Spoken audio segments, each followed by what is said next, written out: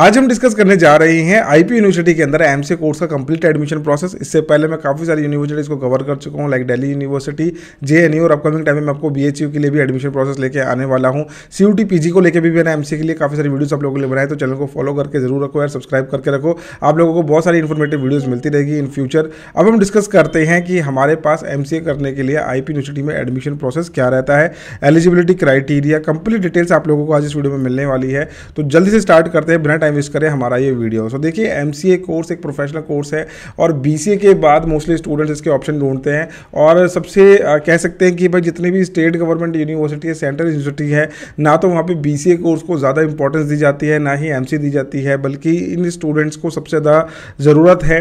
अगर आप देखेंगे नंबर ऑफ कॉलेजेस के बारे में, तो सेंट्रल यूनिवर्सिटीज़ के अंदर बहुत कम ऑप्शन है बीसीए करने के लिए, बहुत कम ऑप्शन है एमसीए करने के लिए। तो हमें जहाँ पे आज की डेट में सबसे बेस्ट सुटेबल ऑप्शन है एमसीए करने के लिए, बीसीए करने के लिए, हमें वहाँ पे अप्रोच करना चाहिए ताकि हमें एक बेटर रिटर्न ऑफ इन्वेस्टमेंट मिल सके, बेटर अपॉर्चुनिटीज़ मिल सके। और उनमें आप लोगों के लिए आईपी यूनिवर्सिटी का ऑप्शन बहुत ही अच्छा है, जिसके अंदर आप यूएससीआईटी मेन कैंपस के अंदर भी एमसीए के लिए अप्लाई कर सकते हैं।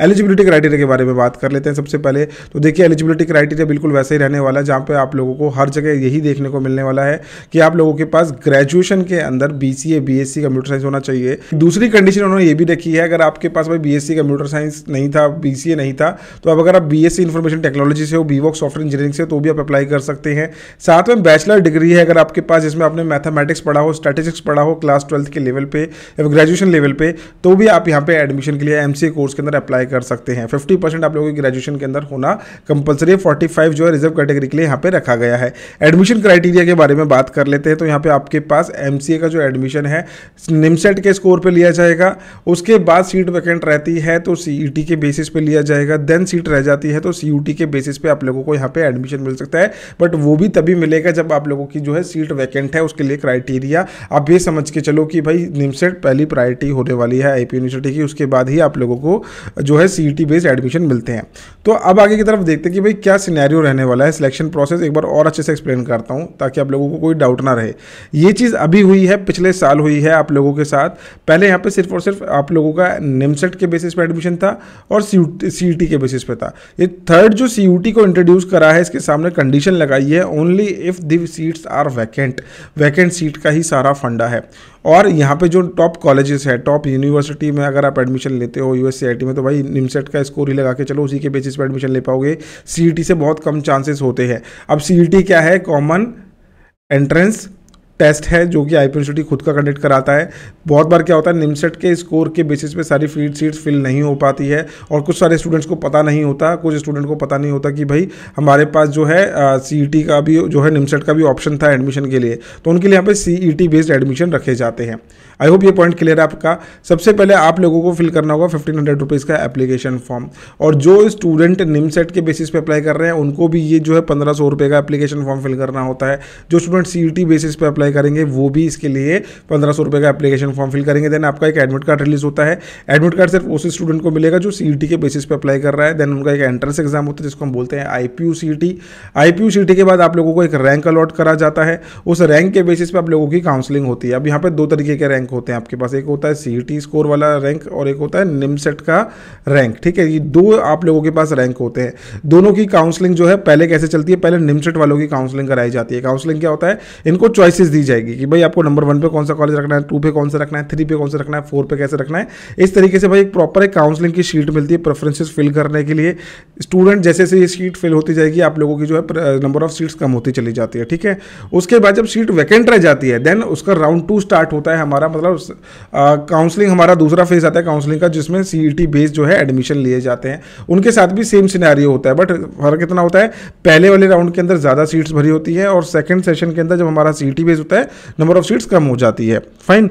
उसके बाद आ जाता है आपका कॉलेज सिलेक्शन। कॉलेज सिलेक्शन करने के बाद जैसे ही आप लोगों को कॉलेज अलॉटमेंट हुआ, आप जाके अपनी रिपोर्टिंग करेंगे, आपका एडमिशन कंफर्म हो जाएगा एमसीए के कोर्स के अंदर। चलिए आगे की तरफ बढ़ते हैं।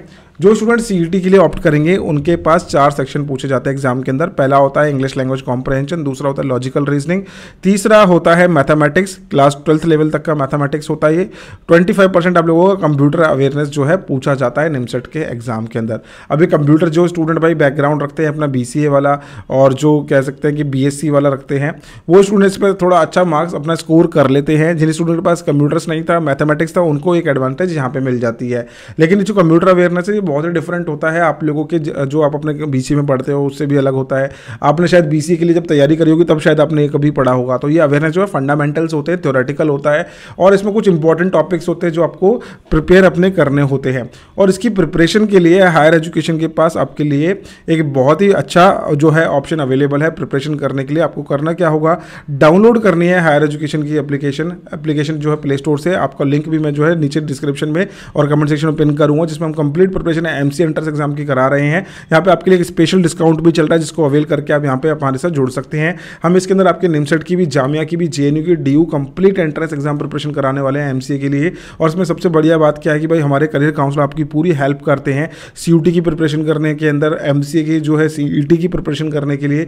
A to Z इन्फॉर्मेशन आप लोगों को हमारे सीयूटी पीजी के और एमसीए के एंट्रेंस एग्जाम प्रिपरेशन के कोर्स में मिल जाएगी। तो देर किस बात की है, अभी जाइए डाउनलोड करिए और ज्वाइन करिए। कोई डाउट आ रहा है माइंड के अंदर तो मैंने नीचे व्हाट्सएप नंबर भी डाला है, आप इस पर अपनी क्वेरी पूछ सकते हैं, हमारे करियर काउंसलर के साथ कनेक्ट कर सकते हैं ताकि आपके माइंड में कोई भी डाउट ना रहे। So back to the topic, अब अपने टॉपिक की तरफ आगे बढ़ते हैं और डिस्कस करते हैं भाई आप लोगों को और क्या क्या चीज़ का जो है ध्यान रखना होता है। अब यहाँ पे आप लोगों की एक रिजर्वेशन पॉलिसी भी होती है। जो स्टूडेंट दिल्ली के होते हैं उनको 85% रिजर्वेशन देता है आईपी यूनिवर्सिटी और 15% रहती है आउटसाइड दिल्ली कैंडिडेट के लिए।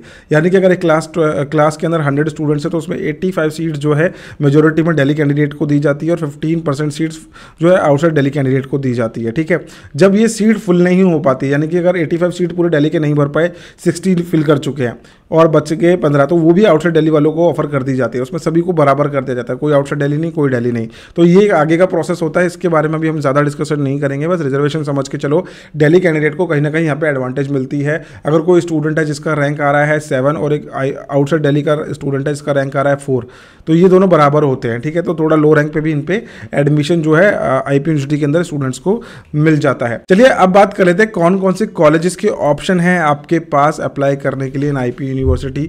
तो ये शीट है जो कॉलेजेस आपको एमसीए कोर्स ऑफर करते हैं। ठीक है, तो यहाँ पे आप देखेंगे Banarasi Das Chandiwala, Bharati Vidyapeeth institute of computer application management, काफ़ी पॉपुलर कॉलेज है। 120 सीट्स यहाँ पे अवेलेबल है, 60 सीट्स यहाँ पे बनारसी दास चांदीवाला में अवेलेबल है।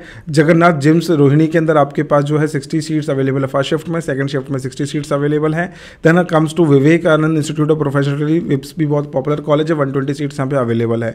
जो हमारा मेन अट्रैक्शन होता है आईपी यूनिवर्सिटी में एमसीए करने का वो होता है यूएससीआईटी, जो कि समझ के चलिए मेन कैंपस है यूनिवर्सिटी का। इसमें एडमिशन लेने के लिए आपको थोड़े बहुत अच्छे स्कोर करने पड़ते हैं। तो 73 सीट्स यहाँ पर रहती है, ईडब्ल्यूएस इंक्लूडिंग बता रहा हूँ मैं आपको। तो लगा के चलिए कि आपके पास यहाँ पे काफ़ी अच्छा स्कोप होता है एडमिशन के लिए। उसके बाद आता है Guru Nanak institute of management, CDAC आपके पास एक अच्छा ऑप्शन है। और श्री बलवंत इंस्टीट्यूट, ये सोनीपत हरियाणा में, इसके बारे में मैंने ज़्यादा कुछ सुना नहीं है। तो यहाँ पे इसलिए नंबर ऑफ सीट्स भी आप देखेंगे तो थोड़ी कम ही आप लोगों को देखने को मिलेगी।